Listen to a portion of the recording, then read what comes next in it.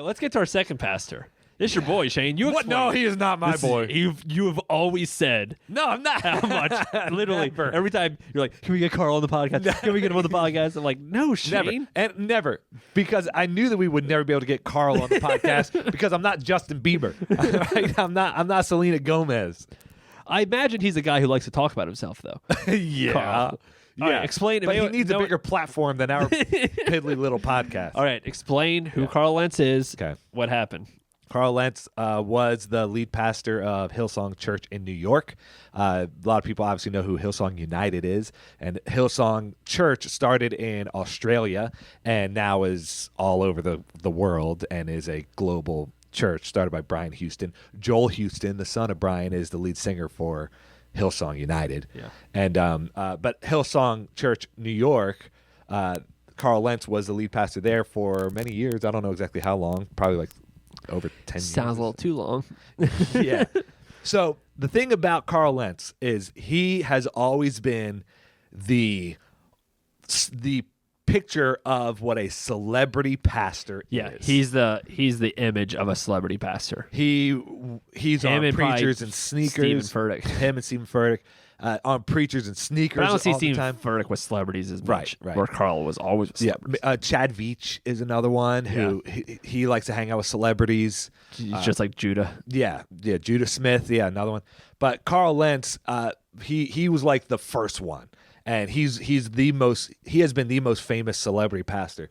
He's on Preacher Sneakers all the time, wearing $1,000 shoes, Louis Vuitton stuff, crazy expensive stuff. He looks cool. He's fit. He's attractive. He's young. He is literally going places with Justin Bieber.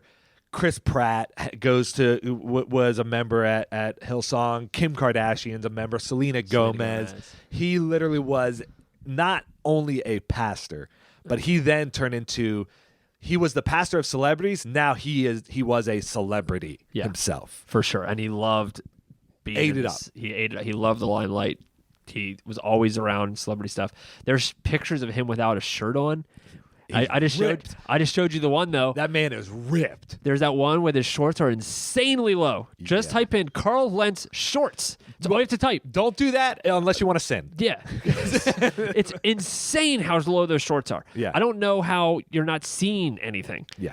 Just look it up. It's unbelievable that dude that everyone's looking up right now. I know they are. Yeah, I've said that. Carl Lentz shorts. He has Justin Bieber's in the picture with you. You will know the picture. Yeah. He's not wearing underwear for sure.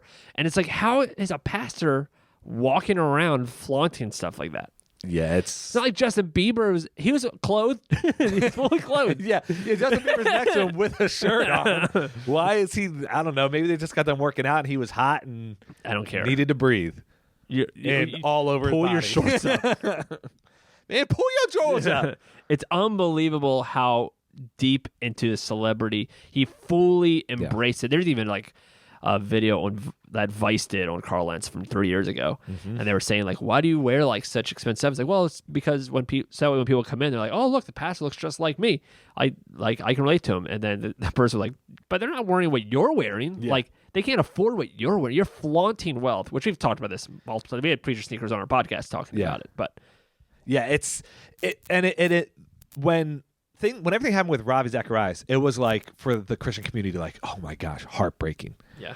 When the Carl Lentz news came out, it was kind of like, yeah, makes sense. Of course, that happened. That's not surprising, given the persona that he put forth. Mm-hmm. Obviously, we don't know him whatsoever. I've never even seen him speak live, but obviously we have no. I've never even watched a sermon of his. No, me either. I'm sure he's great. I've always not liked him because of the persona that he put forth. Yeah, it's persona that he's doing. Yeah, it's that he wants. Yeah, and it's always wanted, right? Yeah. And so that also lends into like Hillsong New York wanted to be a place that was the cool place. That's always been what Carl Lentz has been concerned about, and the way that he pastored his church. It was, we want to be the place that people desire to go.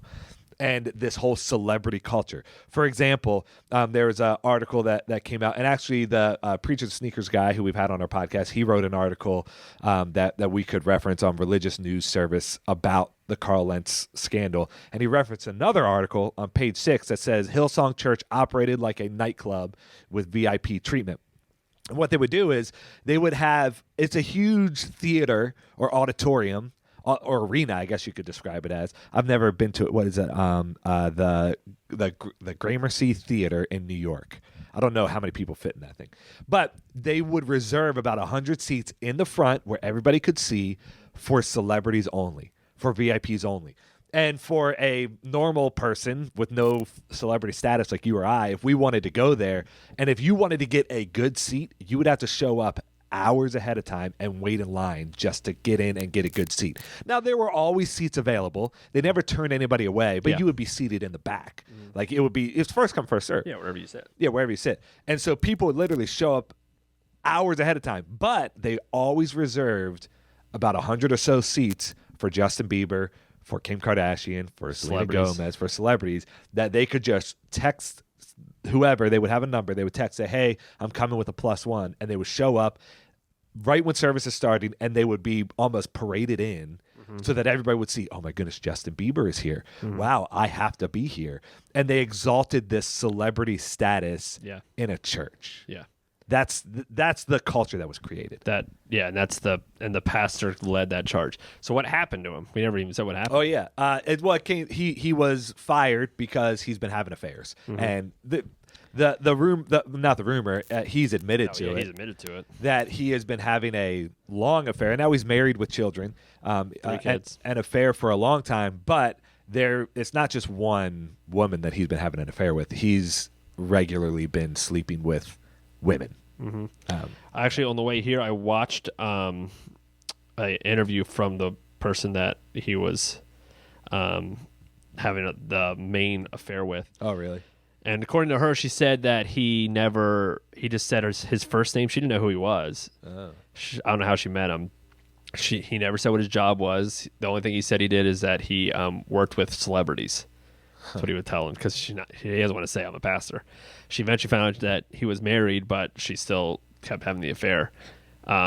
She never found out who he was? She eventually did, but it took years to find out. And he said, like, don't Google me and stuff, which... If somebody says don't Google me, that's the first thing I'm doing. I know.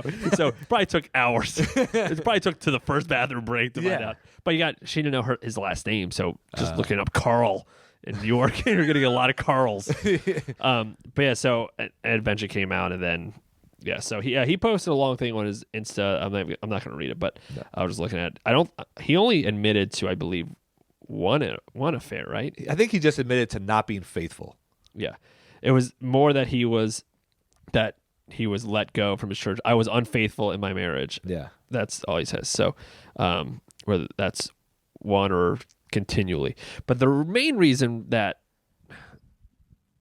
he sticks out is not just had an affair. I mean, that happens all the time. There are pastors who aren't celebrities that we know of. I know, yeah, who have had affairs. Yeah, and it doesn't mean that you are like that.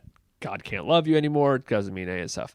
I do believe that it might make you unqualified now for the role, because it's a privilege what we're able to do, and we're held to a higher standard. And I think you can still serve God, and you don't have to be a lead pastor somewhere when the environment most likely helped influence and push you towards that sin that you cannot. I mean, he's obviously a narcissist, right? That's as obvious as possible.